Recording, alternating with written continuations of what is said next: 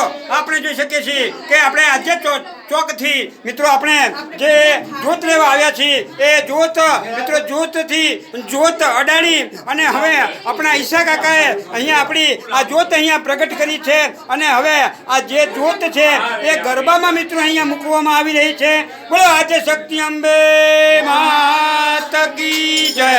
મિત્રો હવે જ્યોત અહીંયા પ્રગટ થઈ ગઈ છે અને આ જે જ્યોત છે એ માના નોરતા ચાલશે 9 દિવસ ત્યાં સુધી મિત્રો અખંડ જ્યોત મિત્રો આ ગરબામાં ચાલુ રહેશે.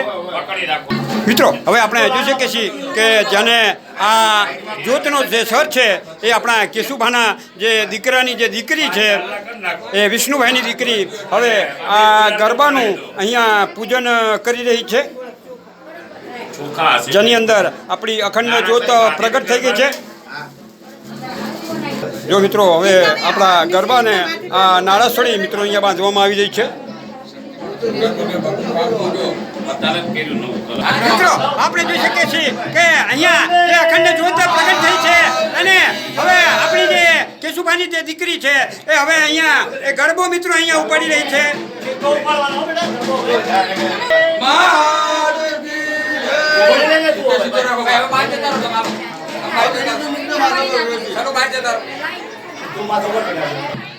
મિત્રો આપણે માની અખંડ જ્યોત માથે લઈ અને હવે એક ગરબાનો એક આંટો લઈ અને મિત્રો આપણે આપણા આદ્ય શક્તિ ચોક બાજુ મિત્રો આપણે આગળ વધીશું. હું એક તાળી વગાડું તમે.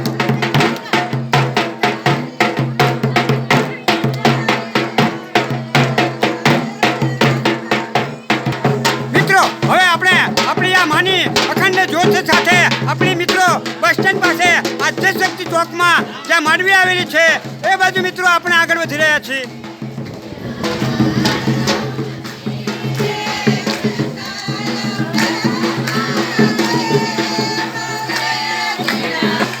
મિત્રો હવે આપણે માની અખંડ જ્યોત સાથે આપણો આદ્ય શક્તિ ચોક જે આવેલો છે એ ચોક પાસે મિત્રો આપણે પહોંચી રહ્યા છીએ.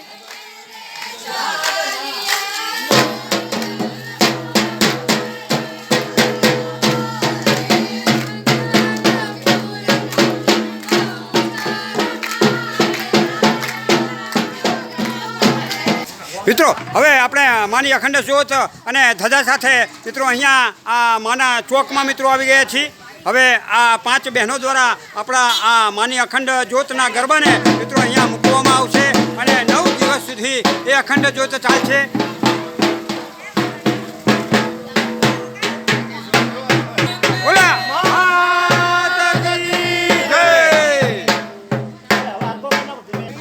મિત્રો આપણે જોઈ શકીએ છીએ કે હવે અહીંયા આ આપણા આદ્ય શક્તિ ચોકમાં અહીંયા માની માંડવીમાં મિત્રો હવે આ માની ધજા મિત્રો અહીંયા લગાવવામાં આવી રહી છે. આપણા ભાઈ ટેણાભાઈ છે અને આપણા લાલાભાઈ અહીંયા ધજા લગાવી રહ્યા છે. આ 9 દિવસ સુધી અહીંયા ધજા રાખવામાં આવશે અને ત્યારબાદ આપણા શક્તિમાના મંદિરે મિત્રો આપણે એ ધજા લગાવવાની છે. તો બોલો આદ્ય શક્તિ અંબે માત કી જય.